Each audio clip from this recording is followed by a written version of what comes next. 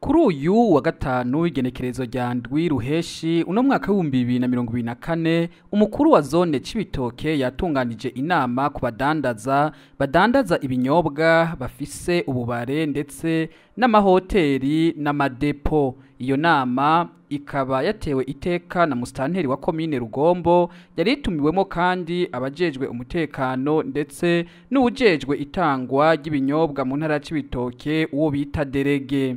Ewe itwi cy'ukwaruka ntawe utokumviriza. Bimwe mu bibazo byashikirijwe n'abacuruza ibinyobwa berekanye imyidogo bafise mu itangwa ry'ibinyobwa, aho hari abahabwa ibinyobwa byinshi abandi bakabura. Ubu hari abamaze igihe kinini barugaye kubera kubura ibinyobwa. Ikindi cyagarutse ni ibiciro biduzwa n'abadandaza bamwe bamwe mu kwikika mu ibura ry'ibinyobwa. Abandi iyo baronse ibyo binyobwa barabinyegeza bikagurishwa mu kinyegero ku biciro bitazwi. Abo badandaza b'ibinyobwa bagasaba ko hobaho intonde z'abadandaza ivyo binyobwa kugira izibonetse bazisabikanye bose baronke. Ikindi nuko abadandaza bose bofatwa kumwe kuko bose n'abakiriya ba Brasserie. Umukuru wa zone Cibitoke yasabye ujejwe itangwa ry'ivyo binyobwa derege gutanga ibinyobwa kuri bose, kuko guha ibinyobwa ububare bunyweramwo abafise amikoro menshi, abenegihugu bato bato bakabura ibinyobwa ko bikwiriye gukosorwa hakabaho gusabikanya. Musitanteri wa komine Rugombo nawe nyene yagarutse ku manyanga amwe yibonekeza mu itangwa ry'ibinyobwa. Narabonye apana narumvise narabonye jewe mu kabare gake mugabo iyo bikenewe ndajaye mugabo kuganda bitore nigendeye ijoro nyene nkicara nyene ndogo kugira tuguhe inzoga ubanza kugura pochette zibiri amakondisiyo yose ndetse ndayumva. Jewe nabonye mu Rugombo akabare kamaze amezi atandatu katabaho mugabo ndabona ko karose inzoga. Ubwo barera uhari ku mazina bwose tubanze dufute bwega muje kuhari. Musitanteri wa komine Rugombo akaba yashikirije ingingo zigiye gufatwa kugira ikibazo c'ibinyobwa gitoregwe umuti. Ubare busigaye twemeza ko buhari bushigwe mu migwi kuko irazwe. Nushaka kumbwira yuko aha ku Katsi kwa Jerome aha kuri Nzima kwa Patient n'Ibororo ntanzi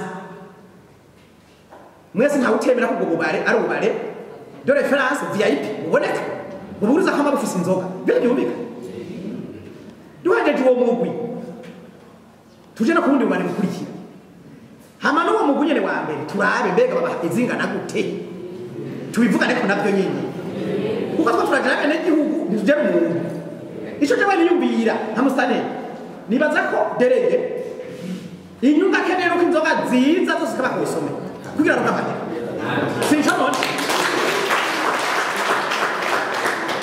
mugabo ikindi mo kwibuka iyi nzoga zabuze bigendo hari haba niyo zibonetse bakakugira gute bacabugara ari nyinshi ico naco nyene twumvikane jewe ntaco ntazi hari nico bituma rero babakiriya biwe ariko navuga bazitora niyo zadivye mwese mukuriza kumva yuko abo bantu ari abakwe kuko ari muri business muri kubara business ariko ibintu byose tubikora biri mu rutonde hama rero uce ducungana urenga kubyo twumvikanye n'amategeko tuce tumuhasha kuko mu byukuri birateye isoni kumva ko inzoga jewe nkaje nushaka kumbwira ko woha inzoga umuntu inshuro 8 umuntu afise akabare kamwe n'uwundi mufise bari kuri memeri akaramu inshuro 8 unatanga n'inshuro imwe ivyo bintu nawe gusigurira kandi abantu bose batanga amakori n'abatagisi